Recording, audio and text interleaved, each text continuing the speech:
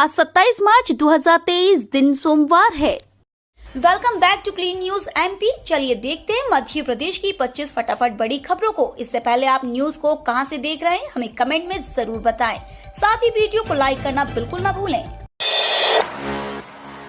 CM Shivraj ने किया युवा कौशल योजना का ऐलान। 1 साल की ट्रेनिंग के साथ बेरोजगारों को इतने रुपए देगी सरकार। मध्य प्रदेश सरकार ने मुख्यमंत्री युवा कौशल कमाई योजना का ऐलान किया है। इस योजना के तहत ऐसे युवा जिन्हें 12वीं या ग्रेजुएशन के बाद नौकरी नहीं मिली और वे बेरोजगार है, उन्हें अलग अलग फील्ड में 1 साल की ट्रेनिंग कराई जाएगी। इस ट्रेनिंग के दौरान युवाओं को हर महीने 8,000 रुपए दिए जाएंगे। इस ट्रेनिंग का हिस्सा बनने के लिए प्रतिभागी की उम्र 15 से 29 साल के बीच होनी अनिवार्य है। 1 जून से ट्रेनिंग के लिए यूथ पोर्टल खोल दिया जाएगा। पोर्टल खुलने के बाद इच्छुक युवा पर जाकर इसके लिए रजिस्ट्रेशन करा सकेंगे। रजिस्ट्रेशन कराने वाले युवाओं को 1 जुलाई से पैसे मिलने शुरू हो जाएंगे। एमपी में युवाओं को नौकरी का मौका। एमपी के सागर जिले में शिक्षित बेरोजगार युवाओं के लिए 31 मार्च को प्लेसमेंट ड्राइव का आयोजन किया जाएगा। प्लेसमेंट ड्राइव का आयोजन जिला रोजगार कार्यालय में किया जाएगा। इसमें कई निजी कंपनियां हिस्सा लेंगी। युवाओं का चयन इंटरव्यू के आधार पर होगा। चयनित युवाओं को विभिन्न पदों पर 7,000 से 25,000 रुपए तक की सैलरी दी जाएगी। एमपी में घर बैठे होगी पैथोलॉजी जांच। राजधानी भोपाल में अब घर बैठे मरीजों की पैथोलॉजी जांच होगी। इस पायलट प्रोजेक्ट की जल्दी शुरुआत होगी। गांधी मेडिकल कॉलेज का मेडिसिन विभाग इस प्रोजेक्ट का संचालन और निगरानी करेगा। इस प्रोजेक्ट के तहत बाइक पैथोलॉजी सेवा संचालित होगी। इसमें आम जन को 32 प्रकार की जांचें घर बैठे कराने की सुविधा मिलेगी। मध्य प्रदेश विधानसभा चुनाव से पहले कर्मचारी संगठन शुरू कर सकते हैं आंदोलन। पुरानी पेंशन व पदोन्नति नहीं देने और सेवानिवृत्त अधिकारी व कर्मचारियों को संविदा नियुक्ति देने से मध्य प्रदेश के 50 से अधिक बड़े कर्मचारी संगठन नाराज है। वे राज्य सरकार के खिलाफ सड़क पर उतरने की तैयारी कर रहे हैं। कर्मचारी साफ कर चुके हैं कि विधानसभा चुनाव से पहले सरकार ने इस संबंध में निर्णय नहीं लिया तो वे माफ नहीं करेंगे, यानी इसका असर विधानसभा चुनाव में भी देखने को मिल सकता है। बता दें कि प्रदेश में नियमित संविदा स्थायी कर्मी निगम मंडल मिलाकर 18 लाख से अधिक कर्मचारी है। शराब ठेकों के 66 समूह को आरक्षित मूल्य से 14% कम मूल्य पर दी गई स्वीकृति। शराब ठेकों की नीलामी की प्रक्रिया तीसरे बार की गई। 2 बार के टेंडर के बाद शेष बचे शराब ठेकों की ई टेंडर के माध्यम से नवीनीकरण की प्रक्रिया की गई। इनमें 66 समूह को आरक्षित मूल्य से 14% कम मूल्य पर स्वीकृति दी गई है। इससे विभाग को लगभग 700 करोड़ का राजस्व प्राप्त हुआ। बचे हुए 209 समूह के लिए ई टेंडर आज 27 मार्च को होंगे। अब केवल 1 सप्ताह में विभाग को लगभग 3,500 करोड़ का राजस्व जुटाना है। अगले वित्तीय वर्ष के लिए विभाग ने 13,000 करोड़ रुपए का राजस्व लक्ष्य रखा है। एमएलए रामबाई फिर चर्चा में। अब ठेकेदारों को चेतावनी, कहा घटिया निर्माण किया तो खैर नहीं। मध्य प्रदेश के दमोह जिले की पथरिया विधानसभा से बसपा विधायक रामबाई सिंह परिहार फिर चर्चा में है। इस बार उन्होंने ठेकेदारों को चेतावनी दी। कहा है कि ठेकेदार कम राशि में टेंडर न डाले। यदि गुणवत्ता में कमी हुई तो फिर वह बहाना नहीं चलेगा कि मैं बर्बाद हो जाऊंगा। इस बार माफी नहीं मिलेगी, सीधे कार्रवाई होगी। लाडली बहना को सर्वर का झटका। आवेदन जमा करने यहां से वहां भटक रही बहना। बड़े उत्साह के साथ प्रचारित प्रदेश सरकार की महत्वाकांक्षी योजना मुख्यमंत्री लाडली बहना की शुरुआत निराशाजनक रही। आवेदन जमा करने के लिए बनाए गए सभी केंद्रों पर सुबह से ही लाडली बहनों की भीड़ उमड़ी। कमोवेश यह स्थिति पूरे जिले और प्रदेश में रही। परिणाम स्वरूप एक साथ सर्वर पर लोड बढ़ने की वजह से सर्वर ने काम करना ही बंद कर दिया। जिम्मेदार भी इस विफलता को तो स्वीकार कर रहे हैं, लेकिन उनके पास इस समस्या का कोई समाधान नहीं है। शिक्षक उम्मीदवारों के लिए नई अपडेट। अटका मामला, 28,000 पदों पर होनी है भर्ती। प्रदेश के शिक्षक उम्मीदवारों के लिए बड़ी खबर है। प्रदेश में सरकारी स्कूल में 28,000 से अधिक पदों पर भर्ती प्रक्रिया है, जिसके जरिए शिक्षक पात्रता परीक्षा के आधार पर शिक्षकों की भर्ती की प्रक्रिया शुरू हुई है। इस प्रक्रिया को पूरा किया जाएगा। हालांकि विवादों के चलते एक बार फिर से मामला अधर में लटक गया है। मामले में लोक शिक्षण संचालनालय के आयुक्त अभय वर्मा का कहना है कि जिन उम्मीदवारों को पहले नियुक्ति मिल चुकी है उन्हें शामिल नहीं करने का उद्देश्य है कि अन्य उम्मीदवारों को भी उसमें मौका मिले और स्कूल के खाली पदों को जल्दी भरा जा सके। इसके साथ ही उन्होंने कहा कि जिन उम्मीदवारों के अच्छे अंक हैं उन्हें नवीन जगह पदस्थ किया जाएगा। उम्मीदवारों को इधर से उधर करने की तैयारी के बीच प्रशासन की कोशिश मार्च के अंतिम सप्ताह तक नियुक्ति पत्र जारी करने की है। कच्चे तेल में जारी उतार चढ़ाव, महंगा हुआ पेट्रोल डीजल। एमपी में फिर बढ़ गए ईंधन के भाव। इंटरनेशनल मार्केट में कच्चे तेल के भाव में लगातार उतार चढ़ाव जारी है। क्रूड ऑयल $75 तक पहुंच चुका है। कुछ दिनों पहले ही इसके भाव $85 तक पहुंच चुके थे। ब्रेंट क्रूड $74.99 प्रति लीटर पर कारोबार कर रहा है। 26 मार्च को तेल कंपनियों ने पेट्रोल और डीजल के नए रेट जारी कर दिए। देश के कई राज्यों में ईंधन के भाव में बदलाव हुआ है, जिसमें मध्य प्रदेश भी शामिल है। एमपी के ज्यादातर जिलों में फ्यूल के रेट में उछाल देखा गया है।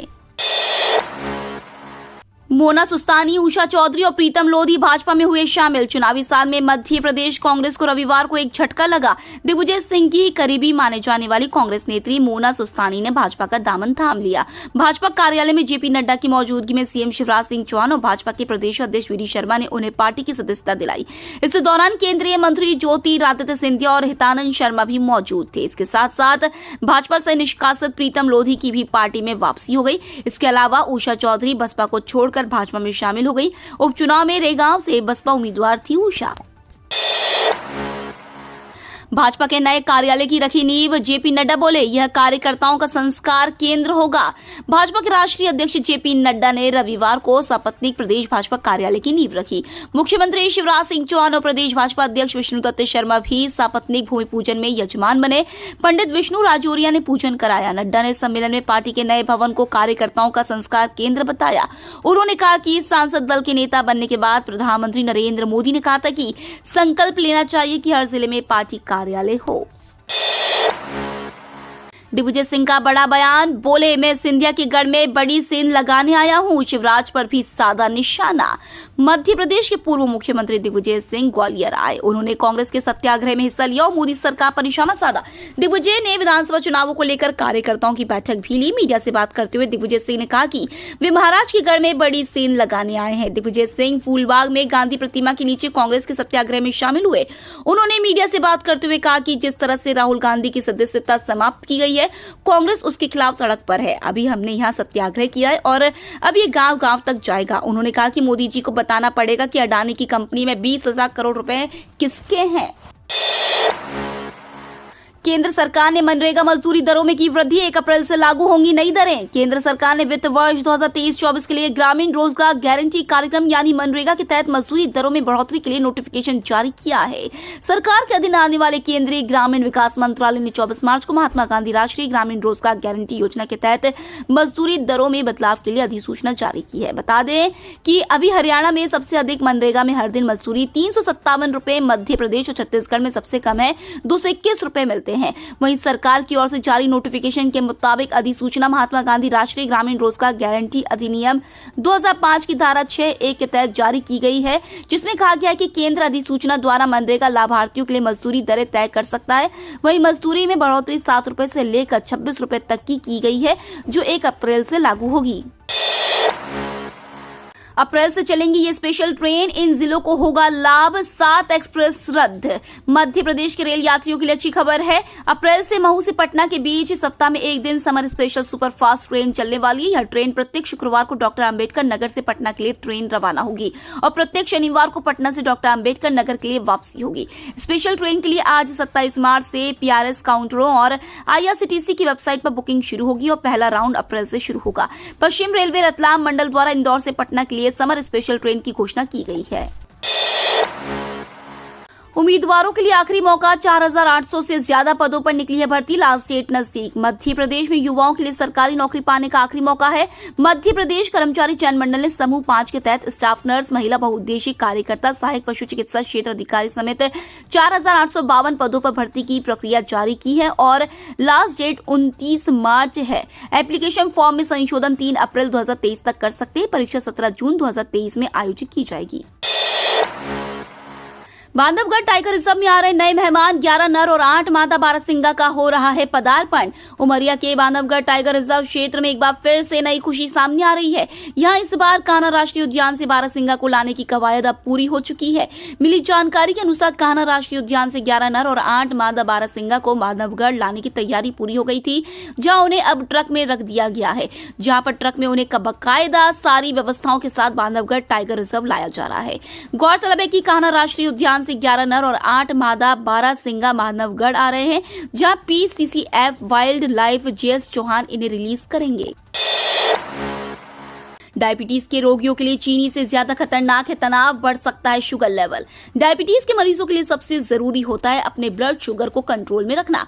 खाने पीने की तमाम सावधानियों के बावजूद शुगर लेवल में उतार चढ़ाव दिख सकता है। ऐसे में मरीज को समझ में नहीं आता कि शुगर लेवल में क्यों बदलाव आ रहे हैं।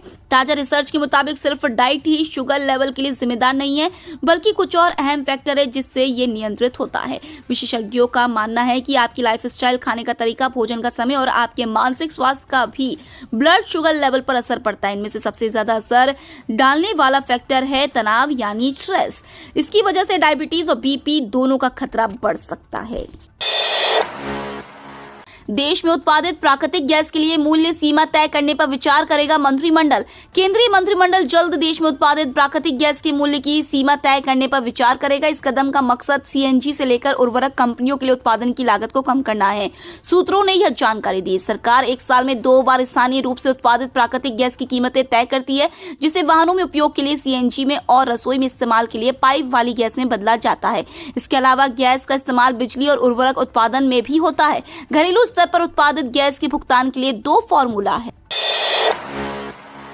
केंद्रीय कर्मचारियों को मिलेगा 2 महीने का एरियर, बढ़कर आएगी सैलरी। सरकार केंद्रीय कर्मचारियों को 2 महीने का एरियर भी देगी, क्योंकि डीए और डीआर में हुई बढ़ोतरी 1 जनवरी से लागू मानी जाएगी। इस वजह से जनवरी और फरवरी का बढ़ा हुआ डीए एरियर के रूप में मिलेगा, यानी कर्मचारियों की मार्च की सैलरी बढ़कर आएगी। डीए में इस बढ़ोतरी के बाद सरकार पर हर साल 12,815 करोड़ रुपए का वित्तीय भार पड़ेगा। सरकार हर 6 महीने पर कर्मचारियों के डीए में इजाफा करती है। आईपीएल की तर्ज पर ग्वालियर में एमपीएल जल्द। मध्य प्रदेश क्रिकेट एसोसिएशन का शंकरपुर ग्राम में निर्माणाधीन नया क्रिकेट स्टेडियम इस साल के अंत तक बनकर तैयार हो जाएगा। अगले साल यहां अंतर्राष्ट्रीय वनडे मैच आयोजित किया जाएगा। ग्वालियर में इंडियन प्रीमियर लीग की तर्ज पर मध्य प्रदेश प्रीमियर लीग का आयोजन किया जाएगा। यह जानकारी जीडीसीए के उपाध्यक्ष महाआर्यमन सिंधिया ने पत्रकारों में कही। प्रधानमंत्री नरेंद्र मोदी ने मन की बात में किया अंगदान का जिक्र। प्रधानमंत्री नरेंद्र मोदी ने अपने रेडियो कार्यक्रम मन की बात में परिजनों के अंगदान करने वाले परिवार से बात कर इसके बाद में देश के लोगों को जागरूक किया।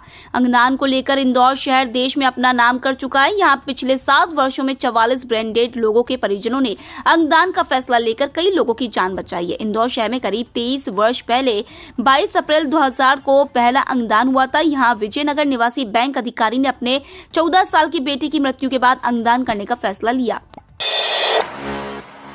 जबलपुर केंद्रीय जेल में 677 बंदियों का उपवास, 175 ने रखे रोजे।